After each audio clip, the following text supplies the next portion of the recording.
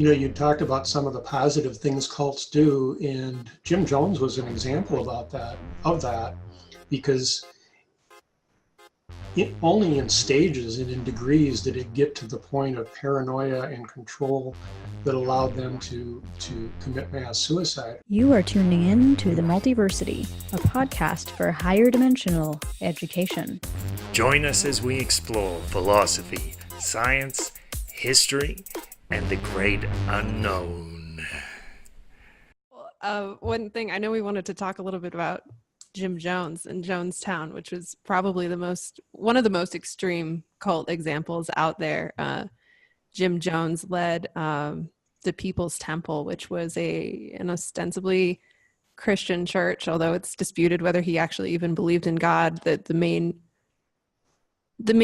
tenets of it were like racial integration, and he started promoting like communism and socialism later. And I think most people have heard the story about how they ended up creating a commune in Guyana, and there was a lot of mind control, Jim Jones's voice playing over the speakers 24/7. And when a congressman came to visit to see if people were there voluntarily or not, because family members were concerned, the congressman ended up being assassinated, and then the group committed mass suicide or mass suicide / mass murder. It's kind of disputed whether everyone drank the Kool-Aid voluntarily there. And that's like a really dark example, but I just wanted to talk a little bit about how is that possible? Like, how can a person or a group exert so much influence over a group of people that they would willingly commit mass suicide or kill other people? Like, this was on the scale of 900 people died in Guyana that day. Yes, we did a lot of reading about that, and you talked about some of the positive things cults do, and Jim Jones was an example of that, because only in stages and in degrees did it get to the point of paranoia and control that allowed them to commit mass suicide. Early on, Jim Jones was providing free housing for people in California and some of the poorest districts ever, gotten a lot of people off the streets and into places to live. They did a lot of good. And yes, his ideology was largely communist.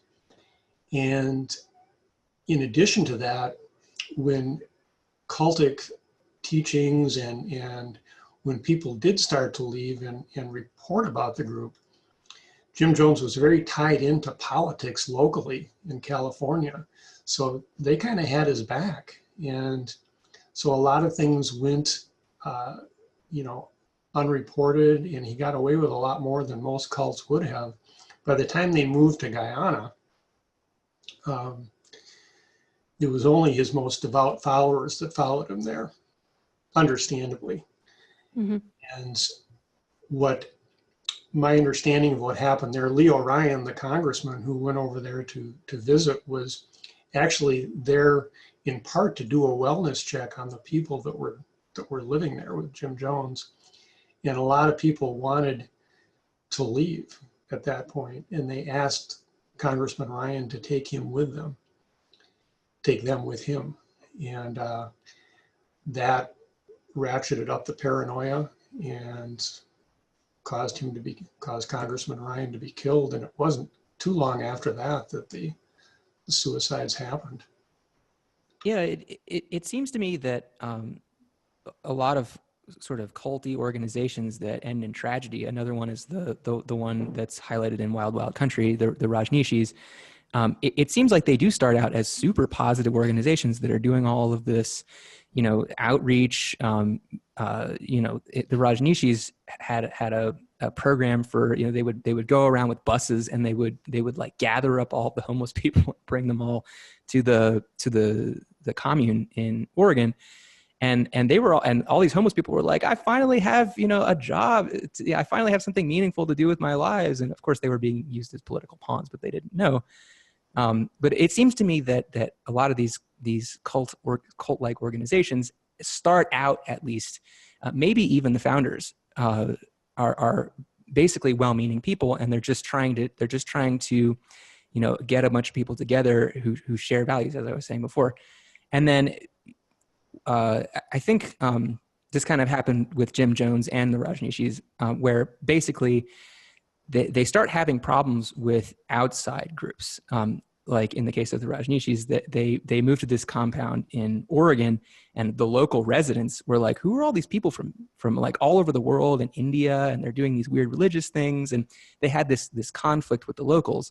Whereas with the People's Church, it was more just a conflict with, I guess, this senator. It was kind of the sort of triggering event. But there's usually this line that happens. This that sort of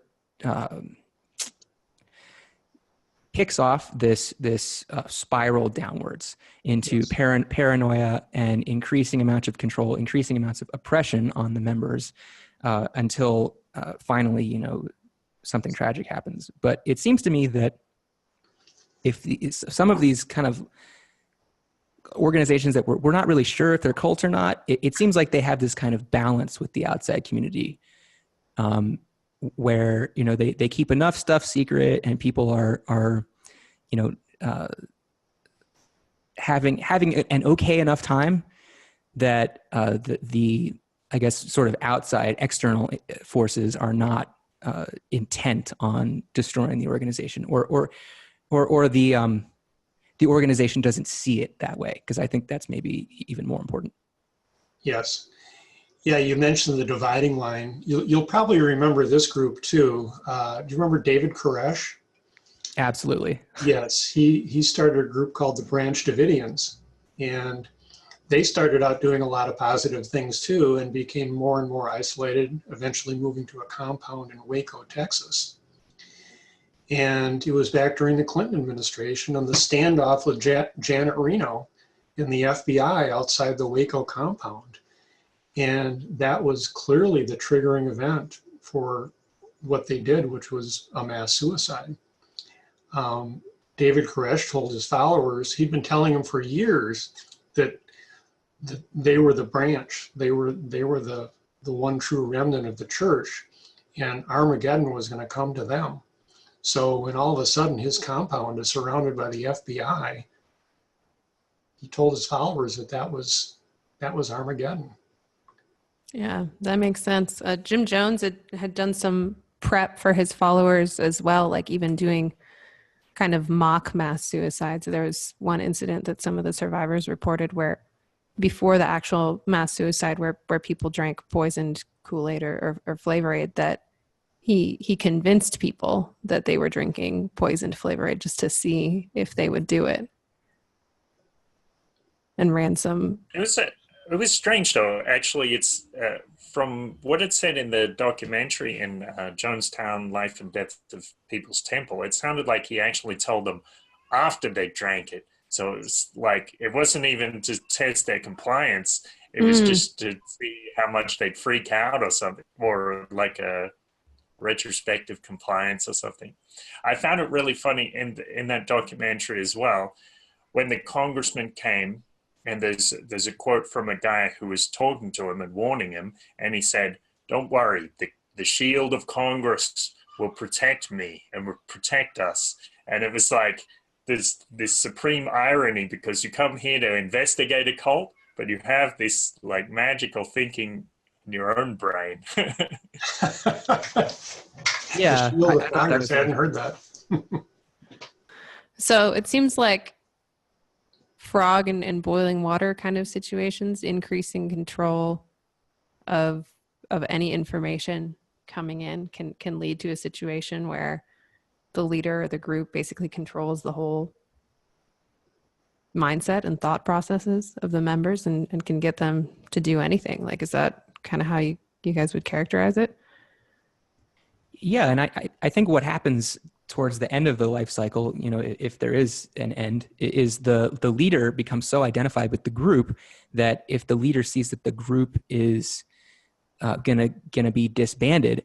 You know, the leader has all of this power over all of those people, and you know, I'm sure they usually get paranoid, like, oh, if I go to jail, you know, I'm not going to have this great power anymore, and so they feel like they're somehow entitled to destroy the group and everyone in it, you know, rather than have this other outcome where, you know, they're just kind of alone in jail. Yes. And I think a lot of the ones that have done that, their teachings include visions of a perfect afterlife, and something that the members might not even see death as something to be feared. I think it would be less likely to happen. A suicide cult would be less likely to happen in a political cult or a human potential movement cult than it would in a cult that has a strong emphasis on the afterlife. Thank you for joining us on the Multiversity. We hope you found this episode both mind-bending and enjoyable. We can be found all over the social media space and at multiversitypodcast.com. If you like this content, give us a like, comment, follow, share, or support us on Patreon. Catch you on the flip side.